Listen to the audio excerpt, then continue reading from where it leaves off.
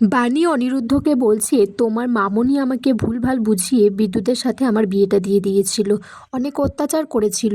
পরে অবশ্য বুঝেছিলাম আমার বাবার জমিটা বাড়িটা হাতানোর জন্য এটা করেছিল। অনিরুদ্ধ বলছে, আমি বুঝতে পেরেছি আপনি জীবনে অনেক দুঃখ পেয়েছেন, কষ্ট পেয়েছেন, আঘাত পেয়েছেন, কিন্তু তারপরেও যে ঘুরে দাঁড়িয়েছেন তার জন্য আপনাকে স্যালুট জানাই। অনিরুদ্ধ বাণীকে বলছে, ভুল শুধু আপনি একা করেননি, আমিও করেছি। গোটা পৃথিবীর কাছ থেকে আমি আমার বন্ধুর দোষ ঢাকতে গিয়ে অনেক সত্যি লুকিয়ে রেখেছি। অনিরুদ্ধ বলছে, এবার থেকে তাহলে সব ভুল বোঝাবুঝি শেষ তো? তখন বাণী বলছে, আপনি আমাকে ক্ষমা করেছেন তো? অনিরুদ্ধ বলছে, ক্ষমা একটা শর্তে করতে পারি, যদি আপনি আমাকে একটু বকাবকিটা কম করেন। আসলে আপনি বকলে একটু ভয় পেয়ে যায় আমি। তখন বাণী দেখছে একটা মোজা ঝোলানো আছে, বলছে, মামাম এই মোজাগুলোকে এখানে কেন ঝুলিয়ে রেখেছে?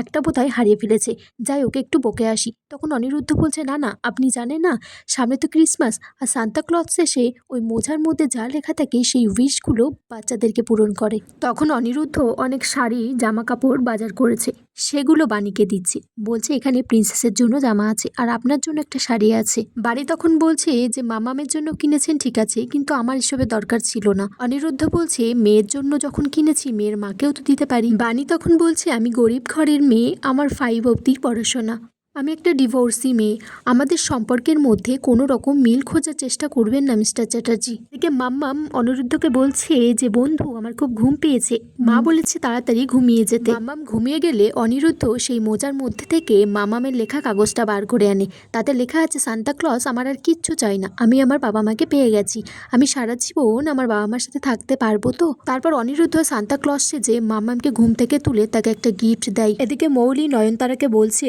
একবার নেশার ঘরে মানুষ মরেছি, এবার জেনে শুনে বাণীকে শেষ করে দেব। এদিকে মৌলি বাণীর ঘরে এসে বলছে, তুমি যে কতটা স্বার্থের জন্য নিচে নামতে পারো তার আদর্শ উদাহরণ তুমি। তোমার মেয়ে অসুস্থতার ভান করে ভালোই অনিরুদ্ধকে তোমার সাথে পটিয়ে দিল। তখন বাণী বলছে, তুমি যার সম্পর্কে যা বলো আমার মেয়ের সম্পর্কে বাজে কথা বলবে না। মৌলি তারপর বাণীকে একটা চড় মারতে গেলে বাণী তার হাতটা ধরে। এদিকে একটা অনুষ্ঠানে অনিরুদ্ধ আর মাম্মাম গেছে, তখন বাচ্চাদেরকে বলছে, ভবিষ্যতে যদি কারোর বাবা মা না থাকে তাদেরকে বলবে না, তাদের কষ্ট হয়। এরপর অনিরুদ্ধ দুটো চকলেট সেই বাচ্চা দুটোকে দেয়। আগামী পর্বে দেখা যায় মাম্মাম বলছে, আমি মা আর বাবার হাত ধরে রাস্তা দিয়ে ফিরছি একসাথে, এটাই আমার আজকের প্রাইজ।